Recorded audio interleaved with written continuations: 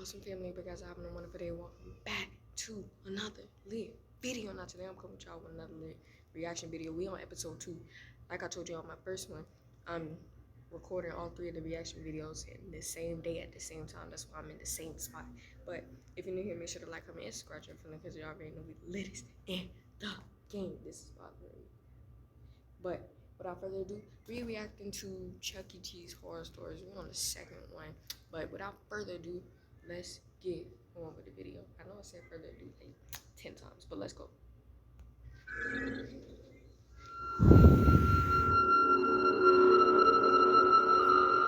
I think it's safe to say that deciding to work at Chuck E. Cheese was the worst decision I've ever made in my life.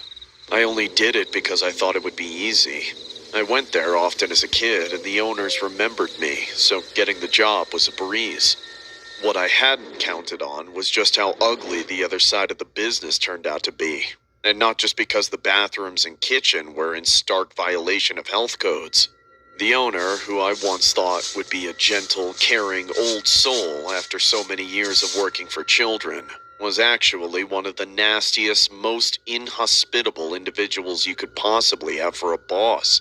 He was always breathing down the employees' necks and micromanaging them, constantly giving us new tasks.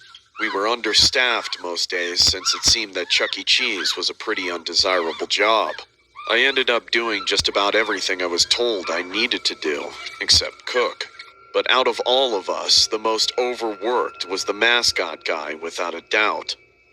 Hey, how you doing, baby? You look mighty fine. For so long, I never even saw the man beneath the costume. There was hardly ever a time that he wasn't in character and out on the floor with the children, except for a few minutes to prepare before his scheduled shows. One day, I got to see more than I bargained for, just how strained he was. I was cleaning off a table that was right next to the stage. Chuck was performing at the time. I glanced up at the mascot for just a moment. I thought he was looking at us for a second. I was finna say, do you want to scrap? You feel me? Like, When I saw a single drop of blood dripping from the corner of the eye of the mask. I couldn't believe it at first. I froze, watching the thin red line stream down the face of the children's icon. I think whoever it was beneath the mask felt my stare. He started acting strangely, diverging from the stage routine, tremoring. It was like my boss. this is disgusting.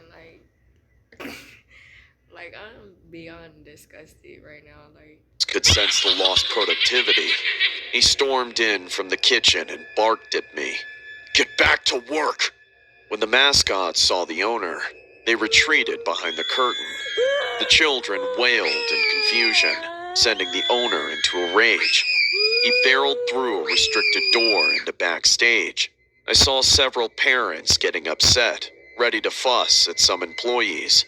I decided I wasn't going to be the one they screamed at, so I followed my owner backstage as quietly as I could. I followed the sound of shouting to the mascot's dressing room. The door was ajar. I crept up beside it and peered through the crack. The mascot was slumped in front of a mirror without his mask on. He was sobbing pitifully. When I got a look at his face, I was taken aback. He looked emaciated and deathly pale, as if he hadn't been outside in years. There were cuts and bruises all over his face, like he'd been beaten. "Please, boss, I can't do this anymore. Please, let me go."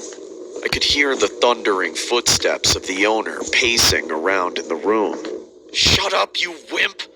God, you're such a baby! Why can't you handle a simple job?" "I'm trying. I just want to go home." Through the crack in the door, I could see the reflection of the mirror. The owner crept up behind the man in the costume and leaned in close to his ear. "Well, unless you'd like to find a replacement for the role of Chuck E. Cheese, there's nobody else to take your place. That means you're going to stay here and keep the business afloat, okay? You can't go home. You must stay in character." Man, people don't want to work here that bad. I can see why. My curiosity got too intense for my own good. I crept forward just a little too far, and I bumped into the door. It creaked wide open and exposed me clear as day. I stood there, embarrassed. Well, it looks like we found ourselves a new applicant for the position of Chuck E. Cheese, he says, as he kicks the mascot over and steps on his stomach. The owner looks at me and says, "Shut the door, buddy. We need to have a talk." You messed up, man. But thank you. The mascot whimpers from under the owner's foot. I think it's safe to say we can become a 24-hour franchise, boys.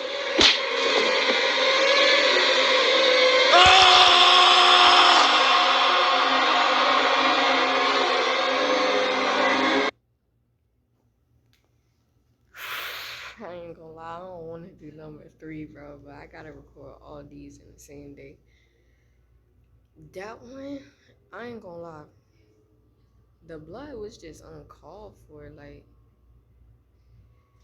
I don't want to get striked or nothing. Like, well, you can't get striked for blood. People fake blood all the time. I don't know.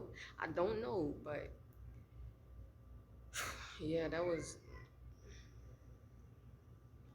Do y'all think that's actually what goes on in real life? Because if that is, then that's dark. Like, but they have an animatronic. No, they got 2 Chuckies. They got the animatronic and I didn't mean to flick y'all. They got the animatronic and they got the one that walk around. I hope that ain't what's actually happening, Chuck E. Cheese's, even though I haven't been to y'all in like 2 years. I ain't gonna lie, 2 years. But if you guys enjoyed this video, make sure to like, comment, and scratch your phone because you already know we delete this in the game. But I'm gonna see y'all in part 3. Yeah, in the meantime, y'all know what to do. Stay awesome, be awesome, embrace awesome, live awesome. Peace.